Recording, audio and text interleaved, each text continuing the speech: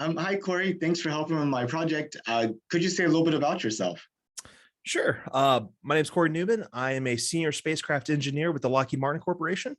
I've been flying satellites now in various capacities for about 14 years.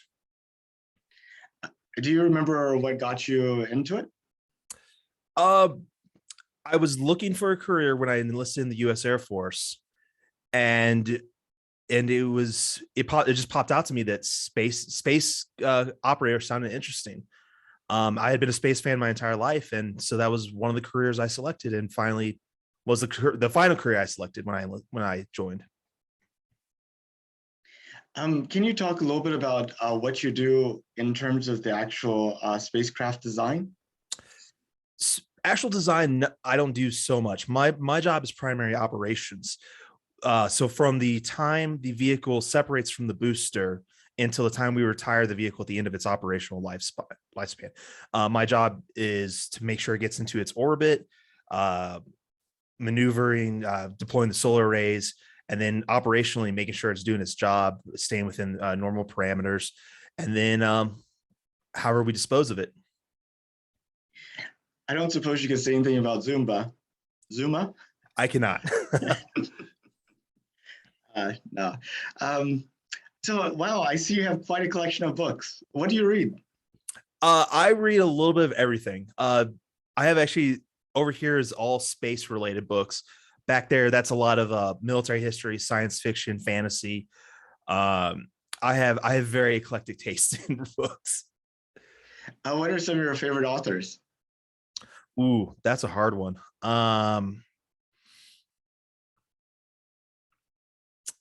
Yeah, I mean, I can go with the standard. Tolkien, love Lord of the Rings. George R. R. Martin is great. A gentleman named Marco Cluse has written some fantastic military science fiction. And then all the normal Star Wars authors, Michael Stackpole, A.C. Crispin, Timothy Zahn. I have to check those out. I mean, I know, the Game of Thrones author, but all the other ones I don't don't recognize. Are you reading Jerry Purnell? I don't believe so. Oh, okay. I, he's an older writer, but his science fiction has a military flair about it, so I think Okay. you might like it. Okay. I will go look him up as soon as we're done here, actually.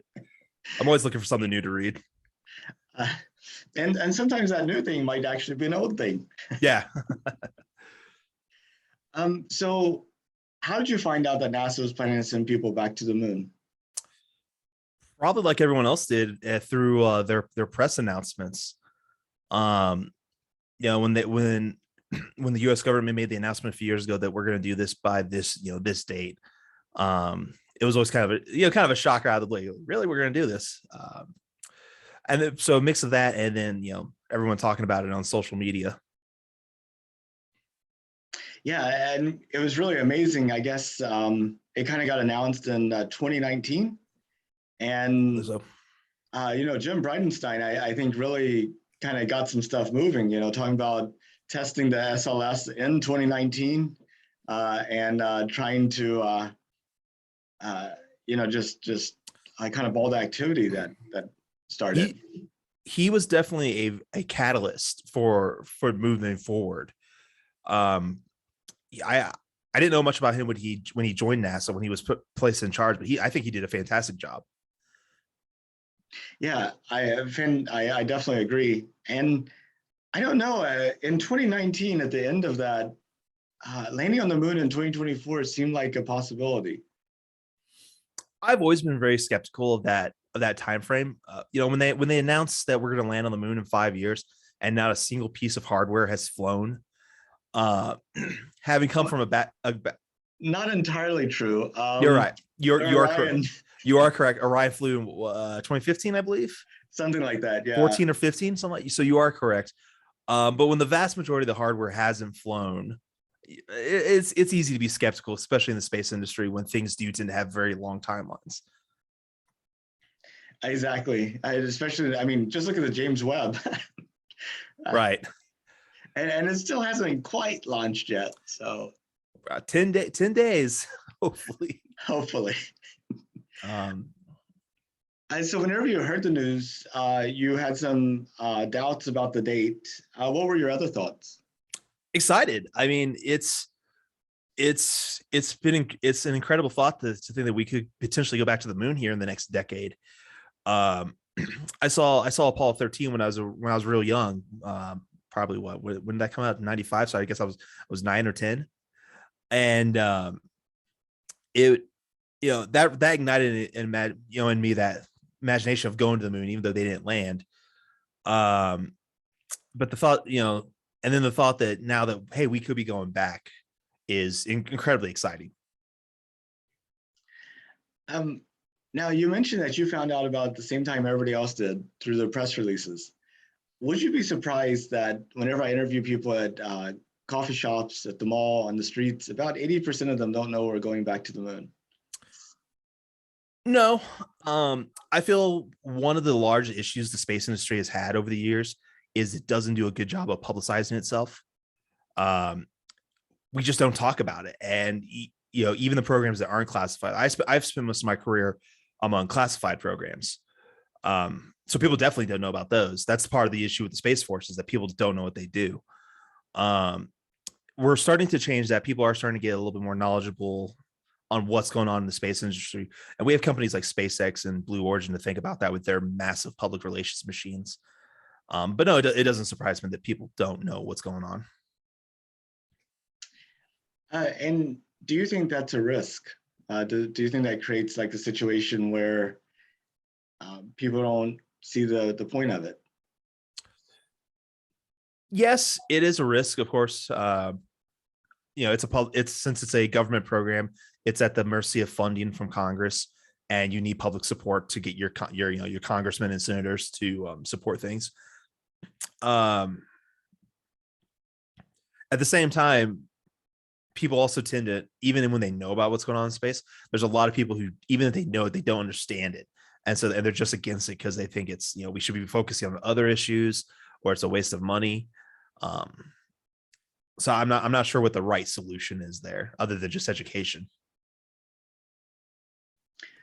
Yeah, I talked to somebody yesterday. He said it's amazing all the things that people should know but don't. So this is only a very small part of that Right. big bucket.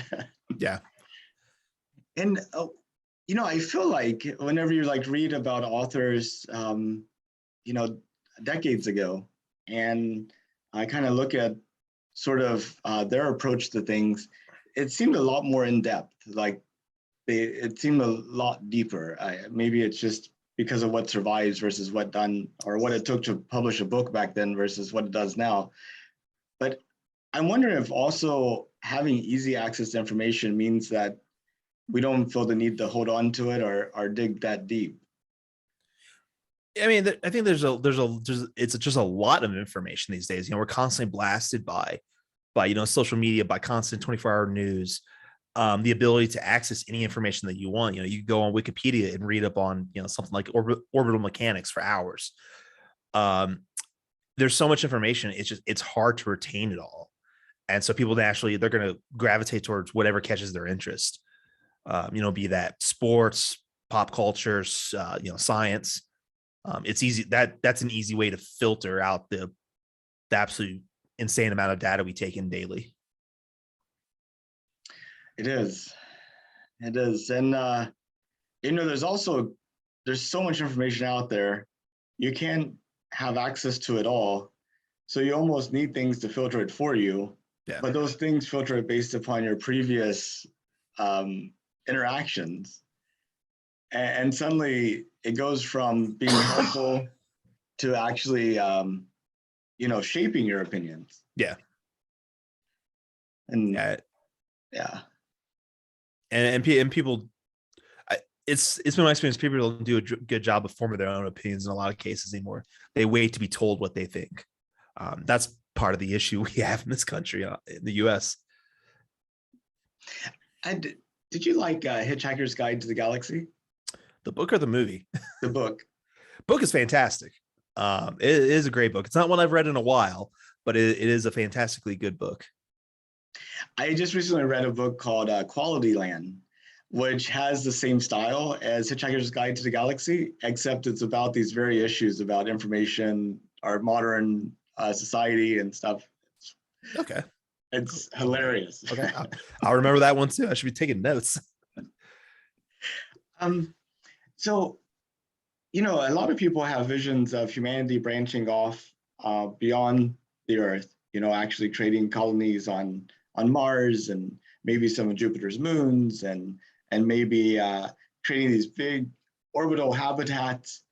When you think about the future, are those the types of things you see, or do you think that's the people who are thinking this really don't understand what's involved? I think it is possible. There are some immense challenges going forward. Engineering challenges, social challenges that we have to solve first. But we've proven before, if we put our minds to something, we can accomplish it. So it wouldn't surprise me if, it is possible. The timeline is going to be long. It's not going to be something that's going to happen in the next 10 or 15 years. It's probably going to be something in the next 75 or 100 years. And that's something I don't think we do as well, looking long term. Yeah. I mean, it doesn't seem like we look much longer than maybe a few weeks or months. Yeah. I'm thinking, I barely think, I'm like, okay, what do I got to do tomorrow? Yeah. But, and you might be considered a long-term thinker, just thinking that. Yeah. Right. Yeah. So I guess whenever you think like 500 years to the future, I mean, a little bit hard to think about, but that's basically the same distance between Columbus coming to North America now, kind of projecting that forward. I doubt Columbus had any idea about skyscrapers or our iPhones, our internet, or automobile. I mean, yeah. But I just kind of like just thinking what you can. What do you think 500 years from now looks like? Well, hopefully we have spread out into the solar system further.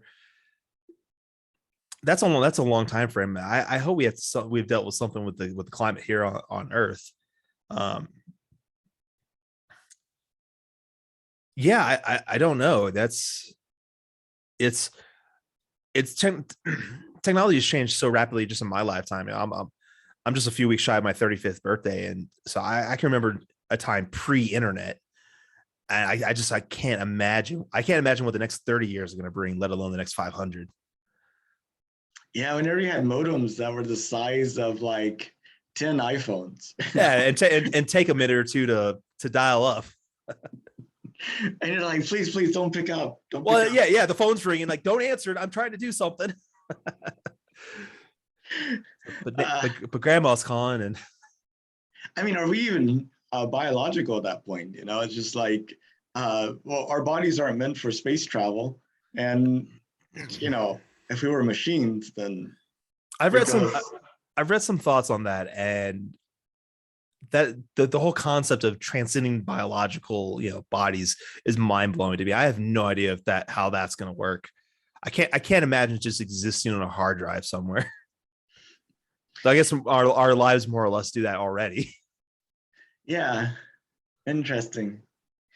Well, if it was safe and affordable, would you take a trip to space? Absolutely. I would go in a heartbeat. Like suborbital, do like the Inspirational 4 trip, go around the moon, land on the moon. Any of them. Any of would you immigrate to Mars? That I don't know. Like a one-way trip. I don't know about that. I'm still kind of attached to the Earth. I like my friends and family for the most part. But at the same time, going to someplace new like that would be an incredible experience. So I don't know. That'd be one of the ones that would take some thinking and discussion with my loved ones. Assuming you could take them with you, would they go? I can already say some of them would not. Some of my family would be absolutely not. Yeah, I went on a 0G flight some years back with my two sons. I wanted my wife to come too. She's like, somebody needs to live. So Smart woman there. yeah, I think she would have had a lot of fun on it. Well, I kind of envisioned these set of videos being watched by people, 50, 100 years from now, people unborn that are kind of looking at this time as we get ready to take those next steps on the moon, and just trying to understand kind of the opportunities we saw, the challenges we saw, and the decisions we made, try to put that in some context. Oh, that's a scary thought. But did you have any thing to share that might be useful to them?